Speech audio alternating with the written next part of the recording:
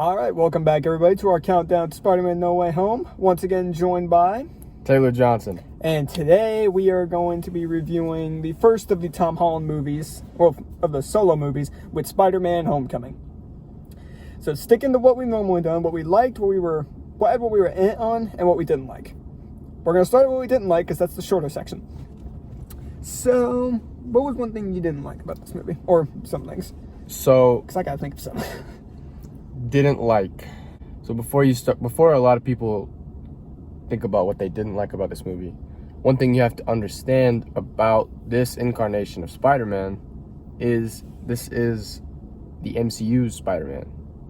So yes, it is different than all the other ones, right? You got Ned, you've got a younger Aunt May. I mean, there's just so many, but you can't really just immediately say, oh, I hate all the differences. So I don't hate them, but I will address them. I think that I would have preferred some different things. I wish they would have talked about Uncle Ben a little more than they did. They hinted towards it. Yeah. This thing is sort of what I didn't like. And this is just this one character thing, just based off how this character was done in the previous two incarnations. I'm not the biggest fan of this Flash Thompson. Flash, yes. I knew you were going to say Flash. He might honestly be my least favorite part. Not that he's a bad character. It's just the fact that he's Flash Thompson. He never came off as Flash Thompson to me. Because I'm just like, he's not a jock. Right. He doesn't feel like he picks on Peter. But I'm just like, you get so many scenes throughout this movie. And I'm just like, he just seems like a spoiled rich kid to me. That's essentially what he is. And even without that, it's like you see scenes where he's standing right next to Peter, and I'm just like, I'm not intimidated by him at all. Yeah, no, it's like I look at Peter and I'm just like, Peter, you can't be intimidated by this guy. Peter, you can like flick him. And he'll go flying. Yeah. And he's on that, what is it, the decathlon team? Yeah. What? Flash was never, I mean, they sort of played that in the fact that he's still not smart by the fact that they have a throwaway line of Flash didn't answer a single question, but he still shouldn't be a part of it. Yeah. Okay, well, let's say he had a different name.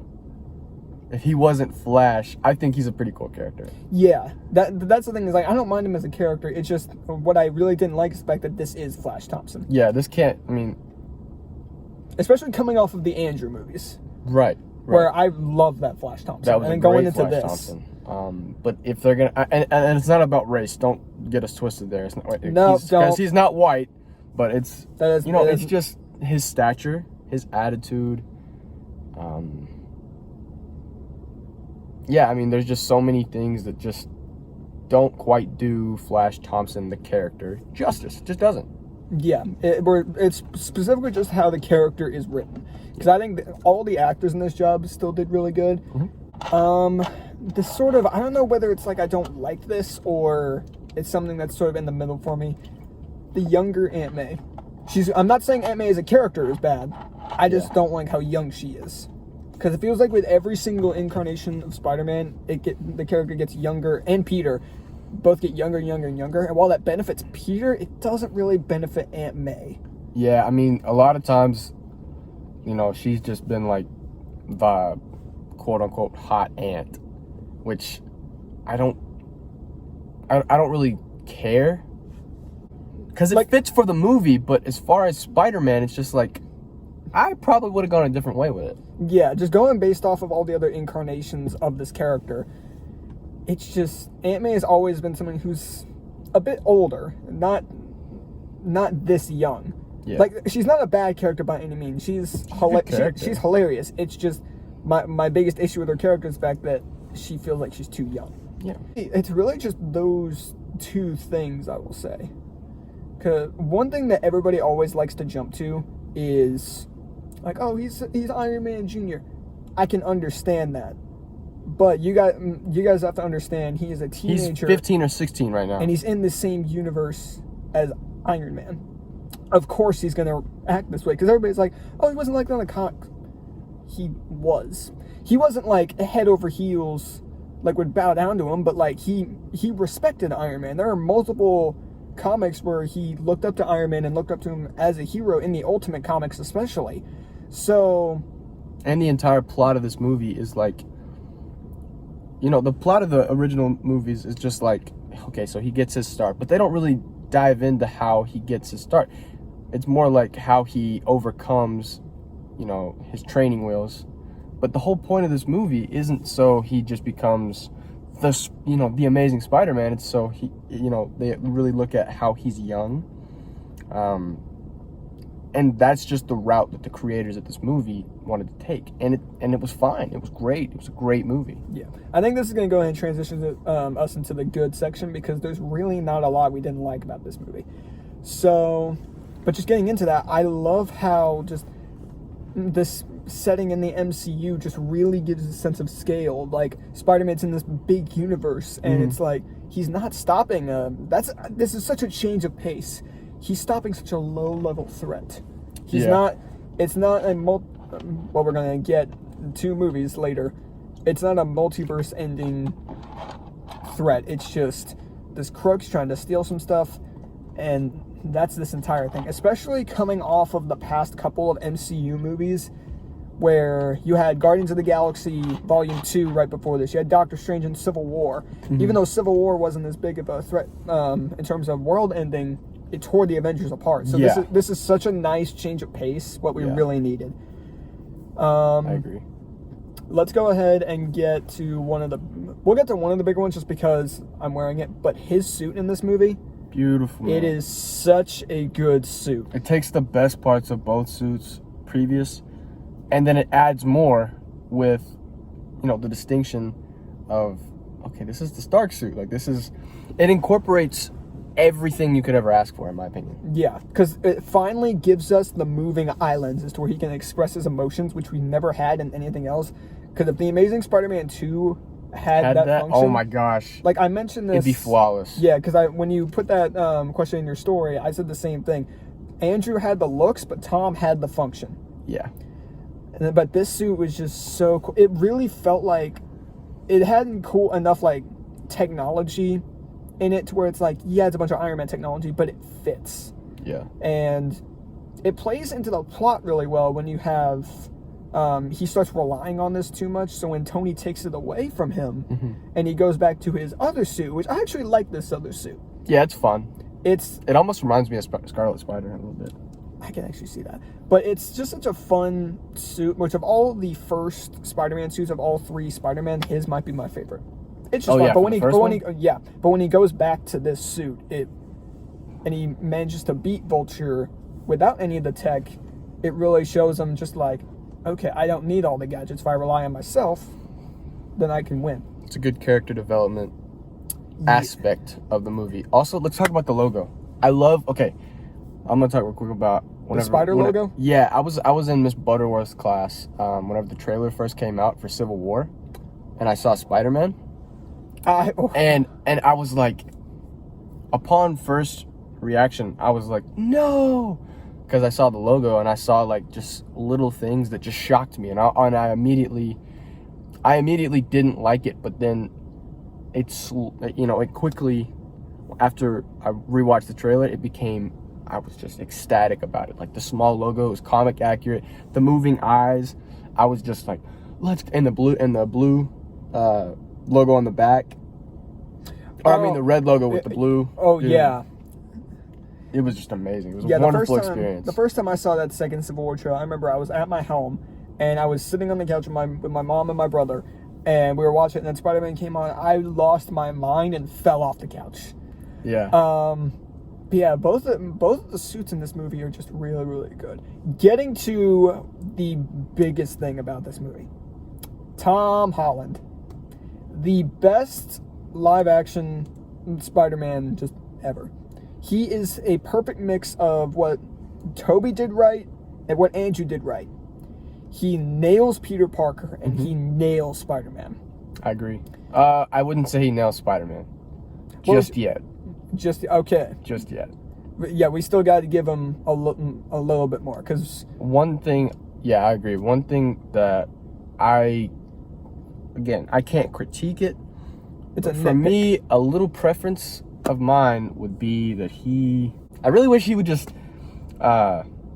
really do some damage. Okay, yeah, I can get that. Because he still hasn't really become his own just yet. Like, it feels like he relies on a little too many people throughout most of these movies. I can get that. That personally doesn't bother me. But it's like between Tom and Andrew for me, it's just like both of these actors just really nail it. And I like the change. I like a lot of the side characters. Like we talked about Flash, but I love everybody else. Yeah. Ned is hilarious. Yeah, Ned's cool. I really like Ned. I start liking Zendaya as MJ, which they show at the end of the movie that is MJ. I start liking her a bit more in Far From Home and onwards. Yeah. Like she's at fine first here. I'm gonna be honest. At first I was like, I don't like this. I just didn't like it. But then it grew on me though, because like obviously they had a plan for her. Yeah, and when we get to Far From Home, we'll talk about her a little bit more because she didn't play a big part in this movie because the love interest was Liz Allen. I like that throwback. Yeah, that was because that's such a forgotten love interest, because when you have two big ones like Gwen Stacy and Mary Jane, it's nice that they threw it back to Liz Allen for just a little bit, because the only form of Spider-Man media where they really delve into her as a love interest was Spectacular Spider-Man. Mm-hmm. So it's nice to see that character brought in.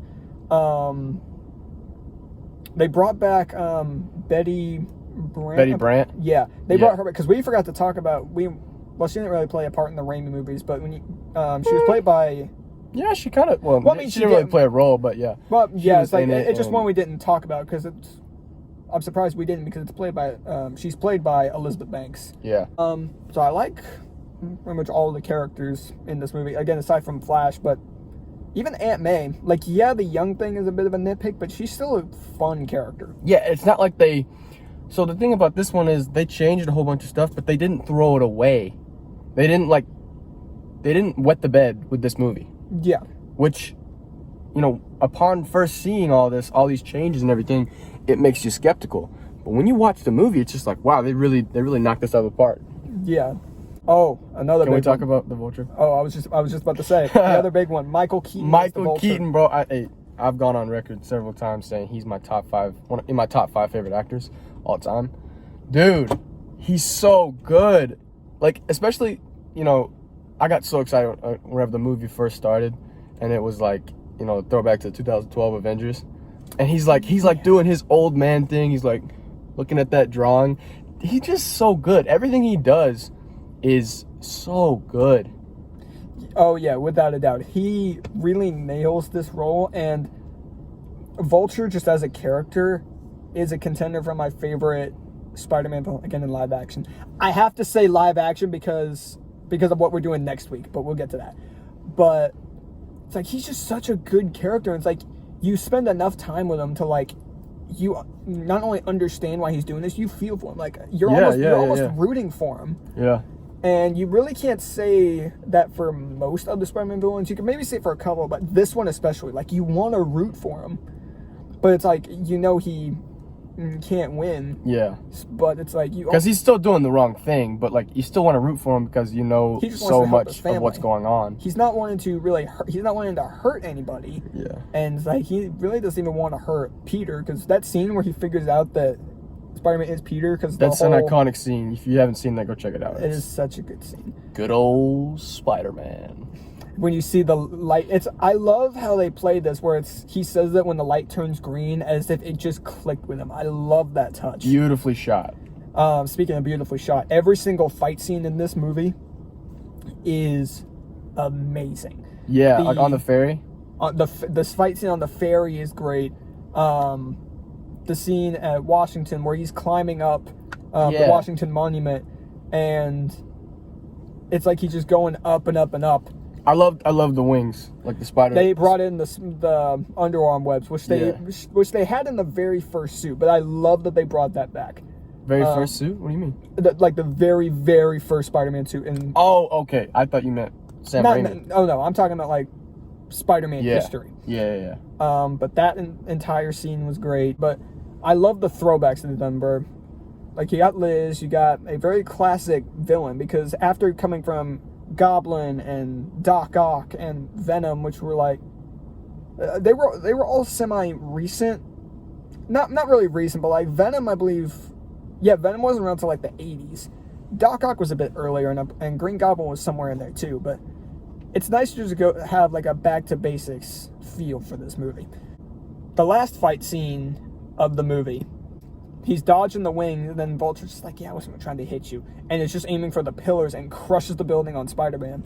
This scene where he's under the rubble, and he's just like, I've had so many people I know, and even family members who watch the scene, and like, my mom especially watches this scene, and just the mother in her is just tearing herself up, because like the mother in her just wants to reach out and help him. Yeah. But it's like he's just under the rubble, and then he gets that like boost to just like, it's like, all right, I need to man up, and he lifts the rubble off of him, taken from probably my favorite Spider-Man scene in any comic, where he's under the rubble and he's like trying to stop the Sinister Six, and this place is flooding. He has water pouring on him. I think that's whenever he was fighting the Lizard. Because the subway train fell down on him.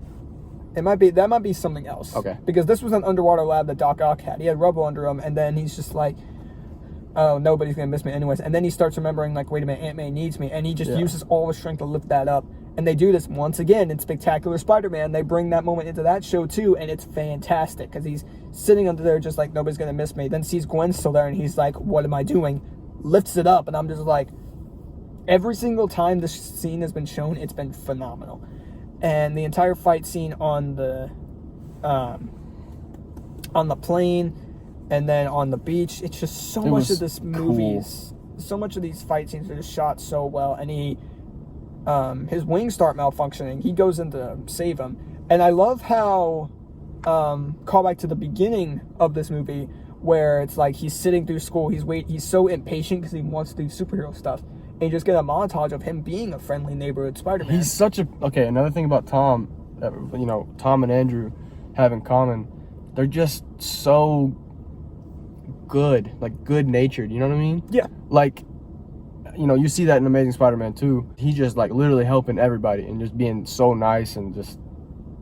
Of course, he... You just really feel for it in this movie. Like, he even... You know, he even has some mess ups, like, and he'll mess up on some stupid stuff. Yeah. Which also, we get to that Stan Lee cameo. Sorry. Oh, I love that. Marjorie, how are you? How's your mother? But I love that entire first scene, just him being a friendly neighborhood Spider-Man. And he has it makes sense because he wants to do something better. Because Happy sort of doesn't treat him that well. Because the beginning of this movie starts off with, like, he's filming this entire video of the events of, like, leading up to Civil War and, like, afterwards. And, like, Happy really doesn't like him. But when Happy doesn't listen to him the one time, then Peter ends up helping him. Then Happy's like, okay, I have to respect him a lot more. So you get the end of the movie where he's, like, getting along with Peter. Yeah. And I just love that. Getting back to the ferry scene, because this is the first time on this channel that we get to talk about Robert Downey Jr. as Iron Man. He doesn't get a lot of screen time in this movie, which makes sense. It's a Spider-Man movie. But when he does show up, like any other movie, he owns the screen. I love the ferry scene. Well, no, I like when... After the ferry scene? No, just the ferry scene in general, because it's splitting apart. We get that callback to Spider-Man 2. Then all of a sudden it starts closing back up. And then Peter's like, what? You see Iron Man's head come up the window. Hi, Spider-Man. Band practice, was it? That scene was hilarious. Yeah. But you also get the first scene where Spidey first meets Vulture, where he finds these crooks doing a deal. And Vulture takes him up to the air, and he gets trapped in his own parachute. And then Iron Man saves him, and he's like, oh yeah, I'm not actually here. Yeah. Thank God this place has Wi-Fi, or you'd be toast right now. Yeah. I just like the youth. Like, the visible and apparent youth of Tom as Peter Parker. I love it. I do love that, because he has, like, a good motivation where it's like, he wants to do something bigger. That's what he's always wanting to do. And he finally gets that chance, and he keeps rushing in to do it. But when he finally does it, by the end of it, he's just like... When Tony offers him a spot on the Avengers... Right. And then he's just like...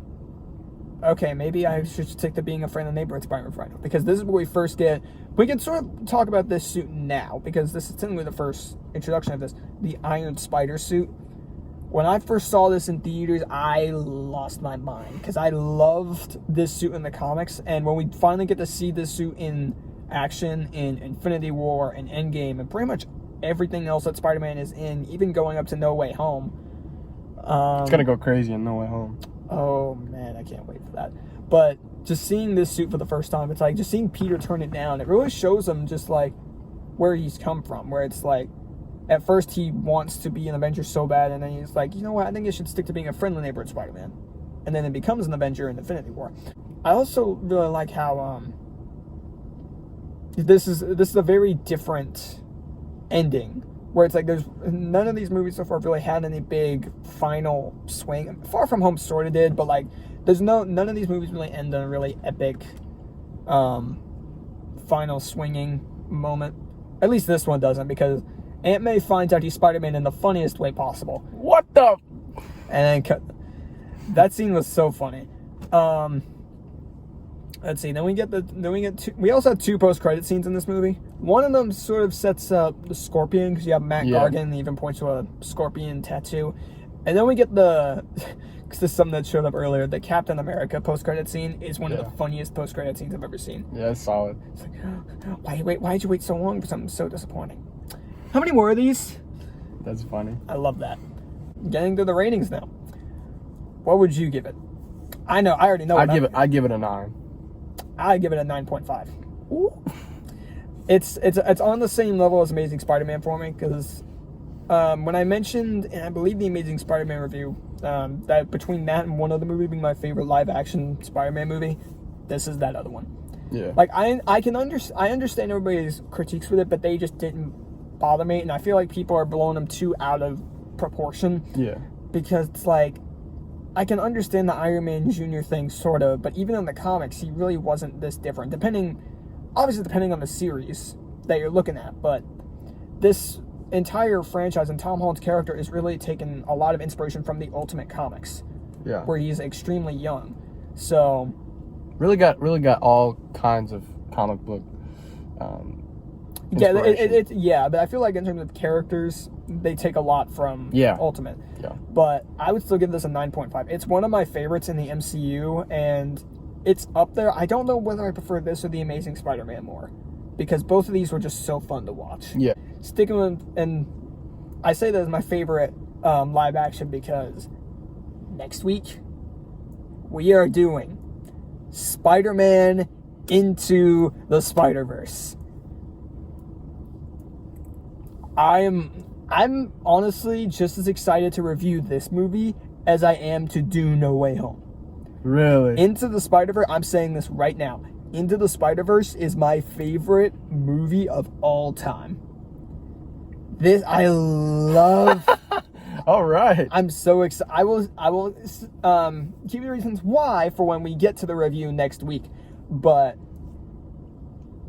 I cannot wait. About all the time we got though, so we'll get that though. Oh. Man. I'm curious though. I love Into the Spider-Verse. Like, I mean, it's one of the best animated movies of all time for sure for me. For me, it's the best. Yeah, I got you. But yeah, this that should be good. So tune in for that. Yeah. Oh, it's gonna be so good. Yeah.